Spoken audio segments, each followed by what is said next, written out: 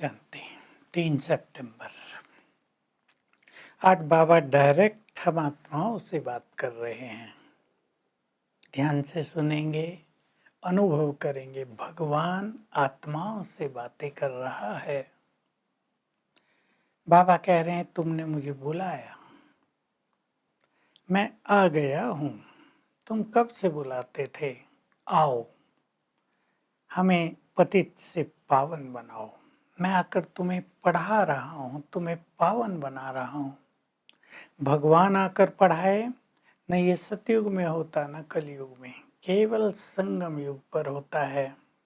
मैं तुम्हें योग बल से राजाई देने के लिए आ गया हूँ। मैं इस ब्रह्मा द्वारा तुम्हें राजाई दे रहा हूँ।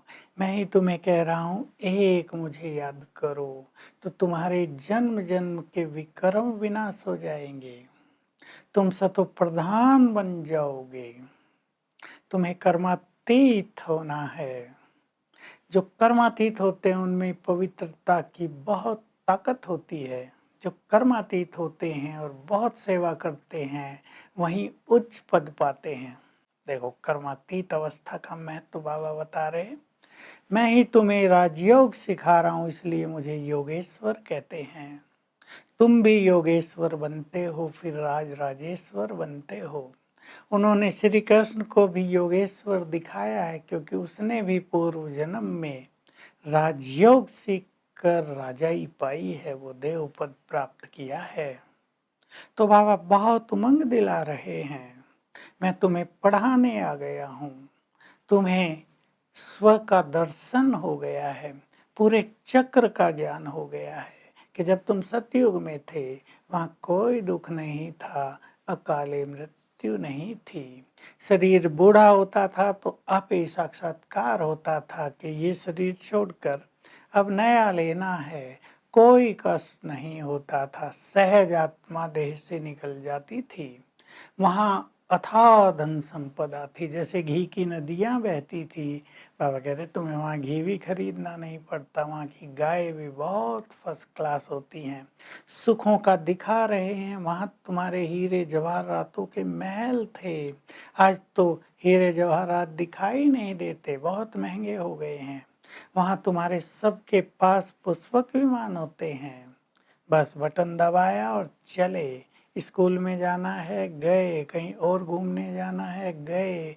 फुल प्रूफ होते हैं वहाँ के हेलीकॉप्टर। बाबा कह रहे हैं पुष्पक विमान, उनमें उनका इंजन कभी फेल नहीं होता। वहाँ कोई एक्सीडेंट का डर नहीं होता। छोटे बच्चे भी वहाँ चला सकते हैं।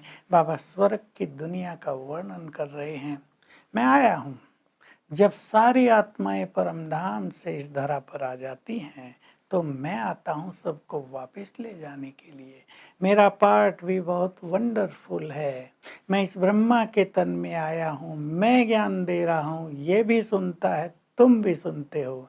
ये अपना अनुभव सुनाता है कि कैसे मैं बाबा को याद करता हूँ। योग लगाता है, बहुत मेहनत करता है। कहता है बाबा मुझे भोजन खिलाओ, मैं तुम्हारा रथ हूँ। मुझ पे सवारी की है तो भोजन क्यों नहीं खिलाएगा? मैं ह्यूमन अश्व हूँ, भगवान का ह्यूमन अश्व। बाबा बड़ी हंसी मजाक करते थे। तो कह रहे तुम्हें इस ब्रह्मा को याद नहीं करना है, तुम्हें याद करना अपने परम प्रियतम का को, जो तुम्हारा श्रृंगार करने आया, जो तुम्हें अपने जैसा बनाने आया है, तुम्हें राजाई देने आया है। वहाँ बहुत सुख होगा। बाकी ये जो दुनिया है कलयुगी, इसका महाविनाश हो जाएगा। महाविनाश की बाबा बहुत बात कर रहे हैं। बॉम्ब्स भी बन गए हैं उधर माना फॉरेन कंट्रीज में, और इधर भारत के लिए नेचुरल कैलेमिटीज हैं। बहुत बरसात पड़ेंगी, खेती भी सब नष्ट हो जाएंगी।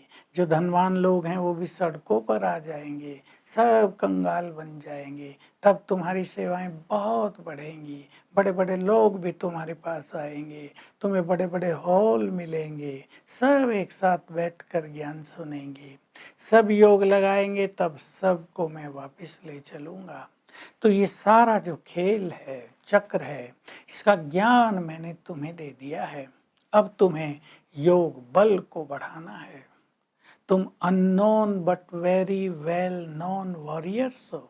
अब तुम्हें वॉरियर्स कौन कहेगा, तुम योद्धे हो। बहुत पावरफुल बात कह रहे बाबा। तुम्हारी माया पर विजय निश्चित है, क्योंकि तुम्हारे साथ भगवान है। तुम्हें पढ़ाने वाला स्वयं भगवान है। जिधर भगवान है उधर ही विजय होगी। तुम अपना योग बल बढ़ाते चलो। ये माया भी पावरफुल है, इसलिए बाबा कहते हैं काम महाशत्रु है, तुम्हें इस पर जीत पाना है। मेरी याद से योग बल वाले ही माया को जीत सकेंगे। तुम वॉरियर्स हो। उन्होंने तो देवता और असुरों का युद्ध दिखा दिया है, वो होता ही नहीं। युद्ध तुम्हारा है, गुप्त युद्ध, अननोन। वॉरियर माना गुप्त योद्धा हो तुम, माया से युद्ध कर रहे हो। तो तुम्हें दैवी गुण धारण करने हैं और कराने भी हैं। तुम सेवा के मैदान में भी हो, तुम अपना राज्य स्थापित कर रहे हो। बार बार आज बाबा कह रहे तुम्हें बहुत खुशी होनी चाहिए, बहुत नशा रहना चाहिए कि बाबा हमें श्रीमत देकर हमारे द्वारा दैवी राजधानी की स्थापना करा रहे हैं, और उस राज्य में हम जाएंगे, हम उस राज्य के मालिक बनेंगे।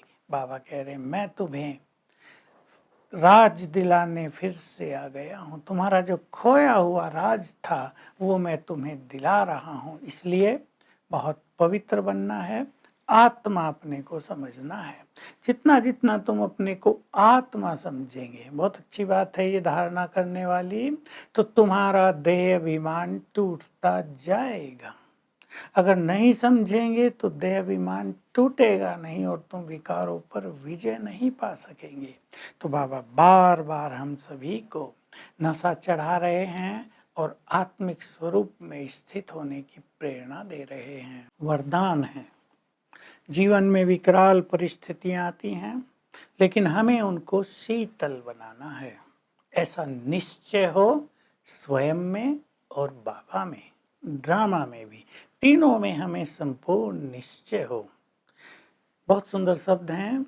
व्यर्थ और कमजोर संकल्पों के कीटाणु अपने अंदर आने नहीं देना है, क्योंकि जब ये कमजोर विचार आ जाते हैं तो हार होने लगती है। लेकिन निश्चय रहे ड्रामा कल्याणकारी है, हमारी ही विजय होगी, जीत होगी और स्वयं भगवान हमारे साथ है। ये सब याद रखेंगे तो कठिन परिस्थिति भी शीतल हो जाएंगी। स्लोगन है, बाप से और उसकी सेवा से यदि प्यार है तो सबका प्यार स्वतः ही मिलता रहता है। बहुत सुंदर स्लोगन है ये भी।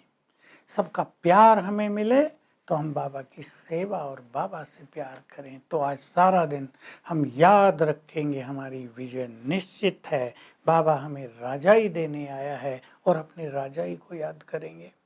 पांचों स्वरूपों का अभ्यास करेंगे। जैसे ब्रह्मा बाबा को भविष्य राजाई का नशा रहता था, उसी नशे में हम भी रहेंगे। Om Shanti. To watch Peace of Mind channel videos on YouTube, subscribe us on youtube.com/tvpeaceofmind. Just a click for a peaceful life.